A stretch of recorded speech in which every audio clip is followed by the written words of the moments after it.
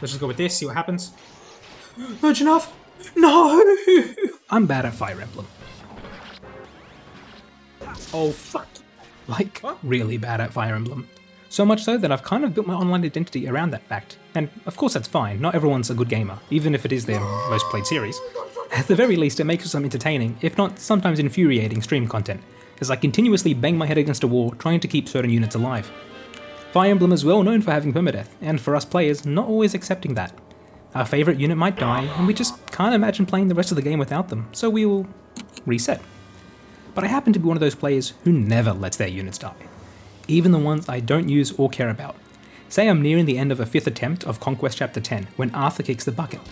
Well, now I'm on my 6th attempt. Yes, I never have, and never will use or care for Arthur, but oh man, it would just be so sad if he died. This habit, paired with my masochistic desire to try difficulties beyond my skill level, leads to a very special type of Fire Emblem brain damage, where I'm constantly replaying maps and suffering for fun. But throughout my journey of live streaming Fire Emblem, I've become more willing to let units go, as a reset would be wasting not only my time, but that of anyone watching as well. So my runs began to actually have unit deaths. Now granted, I'm still me, so there are times where I'd stubbornly reset ad nauseum for even the least beloved units. But it would swing the other way when my patience would just run thin, like when my Rutka got hit by a 30% crit, or when Tana got hit by 4 60% hits in a row. I mean, at that point, she just deserved it. So on stream, it's dependent on my current mood as to whether or not a unit would stay dead. But this acceptance has also bled to my play outside of streaming. During my mostly blind playthrough of Thracia, I let a fair amount of characters go, mainly to preserve my sanity. Over time, this has tempted me to embrace permadeath, and by that I of course mean an Iron Man run. Yes, that beloved rule set where once a unit dies, that's it, you keep going no matter what. I've come to appreciate this idea more as I've realised how fun it is for a narrative to build around a playthrough as certain units die or succeed, especially in a live stream. It's also the way Fire Emblem was originally designed, adding an extra dimension of variance to the story of each player's run. It's why the first game has 69 million units with people like Rad, Caesar, whoever the fuck this is. They're effectively replacements, so when you lose Gordon, you have the pleasure of using Thomas? But I want to do an Iron Man, now I just need to pick the game. That's a lie, I always knew which game I wanted to do for this. Fire Emblem Engage. For a few reasons. 1, it has my favourite gameplay in the series. 2, it's the game I'm most familiar with mechanics-wise, and perhaps most interesting. 3, like all modern FE games, it features the divisive rewind mechanic. Favourite unit got hit by a crit? You can rewind that. Got too ambitious with your enemy phase tank? You can rewind that. Want to risk it all on a critical? Or good, just rewind if it doesn't work out. I genuinely do appreciate the quality of life of this feature, especially given my habits.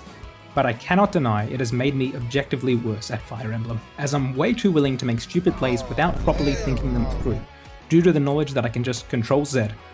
So I'm very curious as to how I'll perform without it. Okay, that's enough yapping, let's lay out the rules. A unit dies, they stay dead. No turn wheel allowed. If we game over, we start from chapter 1. This was later amended to chapter 3, and maybe revisited if a game over happens late in the run with some other sacrifice. DLC is allowed. Now that might be a turn off for some, as the DLC emblems can trivialise the game. But for one, the paralogs required to get them are quite challenging, so I believe the risk versus reward aspect of going for one will be quite interesting.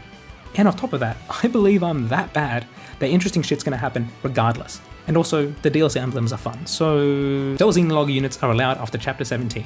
I feel this is an appropriate time to let them in, given how much massacre potential that chapter has, but I will note that Fel'Zine itself is not included in this challenge and will be off-screened on easy mode, because, quite frankly, I beat that shit on Maddening once, and never want to do so again for as long as I live.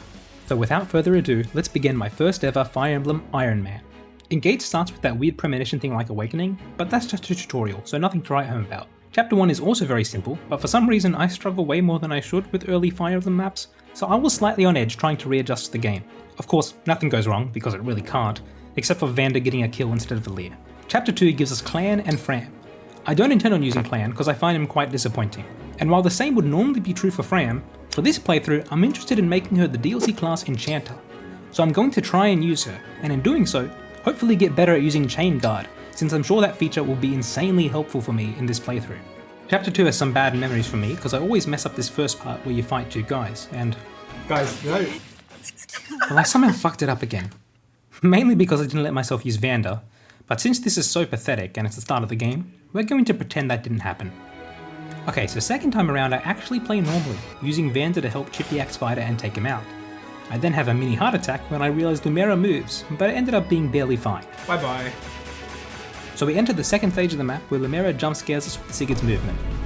I start out by baiting the first 2 units, but ended up having to engage early to pick them off, which means there might be trouble now taking out Lumera if I take too long. Oh shit, she's getting in? Luckily, or unluckily for me, I forgot that Lumera moves early, so I'm now put in a very precarious situation needing to take out Lumera and the 2 other Cavs. I can't take them all out in one turn, so I have to work to minimise the enemy phase damage. We take out a Cav with Clan and then go for a risky 50% hit on Lumera, because it could result in a very good kill, but it of course misses, so I just have to take out the other one. Now everything's working, but for some reason I do chip damage with Clan, meaning my only option to get the kill is now Vander, so I've given him XP.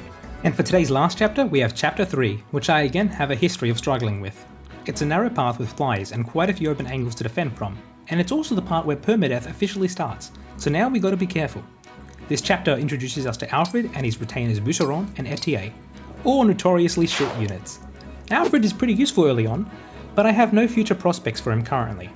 Same goes for Boucheron. Early on his backup chain attacks will be very useful, but whether or not these 2 see use will depend on how they perform. Etier on the other hand, I'm keen to use, mainly to revive that terrible old Etier vs Alcris meme so I can take my stance of preferring reliable damage over skill activation, but also so we can have a fun trash unit. She's a high attack, low everything else archer, and hopefully we'll have some fun with her. Anyway, the chapter starts and I move up trying to take people out and position safely. The Free Stooges join in and I attempt to take out all of the right hand side in one turn, but Alfred immediately shows how trash he is with a miss. No way, Alfred, bro. He's onto nothing already? But it ends up working out and things are looking quite good until I get a bit overzealous and try to bait out the flyers. And it ends up baiting out the whole squad. It attracts everyone else. So now I'm just in damage control, trying to ensure no one dies. However, I forgot to actually check if Alia could die. Who are you? I am. No, wait. And it turns out she can. Bro! After some deliberation, we decide that this chapter is now the official starting point of the run, just so we don't have to waste another hour getting here. Which means we are now actually on attempt 2 of this Iron Man, and I've hopefully learnt some lessons from attempt 1. Okay, now Alfred lands the hit and I actually planned the kill out better, even managing to give Fram a kill, so the right hand side is easily taken care of. I move up like last time, but now with more caution to ensure we can handle the boss. I once again bait out the flyers, trying to take out as many as I can, but I will have to enemy phase at least one of them. So I try to position accordingly and manage to take out the boss. Clan might actually... And next turn, the Archer, ending our first real chapter and truly beginning this Iron Man run. After we skip through the 10-minute Lumera death scene.